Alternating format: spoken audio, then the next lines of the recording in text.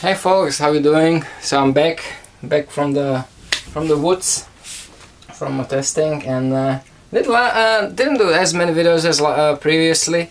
I did do a nice amount and very good ones. I actually learned a lot of new stuff in comparison when I actually took the blades head to head, and I noticed the differences on a couple of things. You're gonna see that. What I didn't get to, but it's not such a bad thing because I can get this even here indoors. This is on a big knife, so I can do test this nicely even indoors. So the spin drift didn't get tested, and that ZT100, it was just to compare it with, but didn't do. Did do the sock hook, pretty nice. I like it, definitely like it. It's similar but yet a little different than cold steel hooks, and I'm quite happy with this. And I want to see something, how sharp it actually is. It doesn't feel all that sharp. Let me get the piece of paper here, regular printing paper. It doesn't feel like, yeah. But this guy did a lot of work, a lot of playing, a lot of testing. I mean, it can probably shave wood and cut into the wood still fairly nice. But it's not paper cutting. But you see it does bite into that pine. Pretty nice. But I like it. For the money, for the cool factor of it, you're gonna see in the review a couple things what I didn't like. But that was fun. I had a lot of fun with that boy. This one was my sidekick for the whole weekend. This was my side blade, main blade.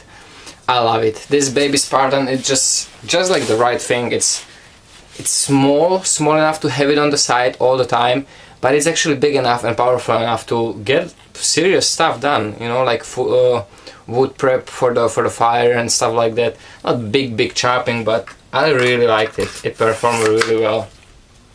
So that was. I don't think I did the review on it, but it did very well on the testing. I did video of this just out of curiosity, the Cam Master, but I didn't have no handle on it, so I couldn't really put it to the full potential. But it feels like it's gonna be a good camping knife once done. Did test, which one? Didn't do nothing with the dispersion this time. Did test, I think, this one, and this one went head to head with BK4, BK9 and BK1 Brute. That was very interesting test. That showed a lot of different factors and things. So I think that's a good video. And I would say surprising, and a couple of things were kind of surprising. I definitely expected the BK4 outperform BK9, but not really. And what else we have here? And the main important thing, I think I'm gonna start with this one because this was video I was looking forward the most. Excalibur against Hatchet. At first I did testing of the Excalibur, just whacking, chopping and everything, and then I actually did the little video comparing them two on the same wood, chopping and stuff like that. And I gotta say, Hatchet this knife will outperform Hatchet. In the only thing what it will not outperform it, if you have big log and you want to split it like the big log, because the Hatchet just have that width of the head to crack it open more. But if you're talking chopping and splitting smaller stuff, this does outperform the same weight axe Hatchet. So there you go. It's like, yes, good knife can outperform Hatchet if you're talking 1-to-1 ratio. And I'm so happy with this. This was such a pleasure, such a blast to work with.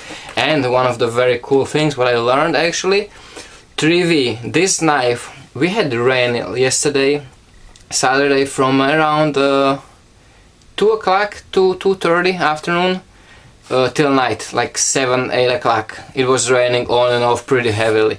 This thing, I purposely left it stuck in wood out of the shit, just as you see it. And let me clean this, just clean the dirt, but I can see that there's pretty much no rusting. There is some staining, some minor staining from like the wood subs and the acids, the mineral acids that are in the wood.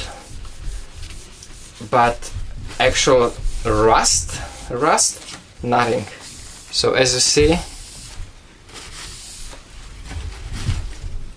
I have some staining here on the heel from some, like I said, those are some of the acids, like the mineral acids in the wood.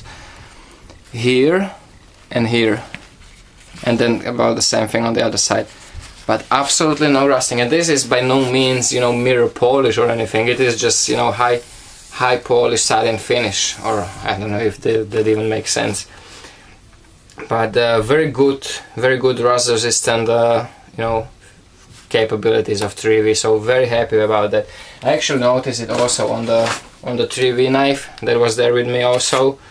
And this one did a lot of food prep and everything, and it held up exceptionally. One thing, what I noticed actually, that's kind of funny, I don't know if the camera will pick it up. Actually no, now it's gone once I wiped it down. I found some nice mushrooms. I don't know the English names, but good, you know, edible mushrooms. I'm a big fan of it, and I was prepping it with this beautifully, and it was blacking out the blade almost instantly, like leaving like that purple black film. So I guess it also has mushrooms, have a lot of like those acids in it that like kind of like when you cut into the lemon and, you know, acidic stuff like that. But this actually came right off. But good, very good performance on the rust resistance portion of the 3V. So that I'm very happy about.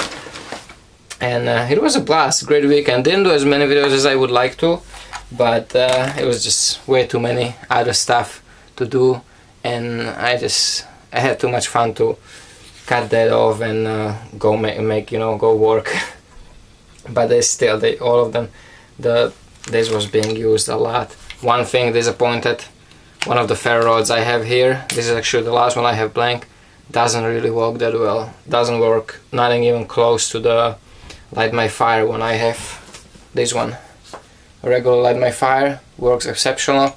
There's a blank, I think this one was from Knife Kits, and this one doesn't work at all. And weirdly enough, it's from the same 5 piece of ferro rods what I bought a couple months ago, and the rest of them work perfect. I always test them. This one just nothing. So kind of disappointed with that. But a lot of people lately had mentioned it in the videos that ferro rods quality and overall quality of stuff goes down. And one more thing.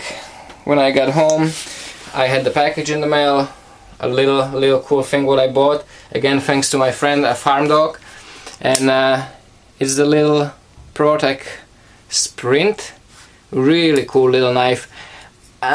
Was never big to the automatics, but I always like the small little knives, you know that, and this is just like the coolest little pocket knife that you can carry. I mean, yes, they are illegal, but who cares?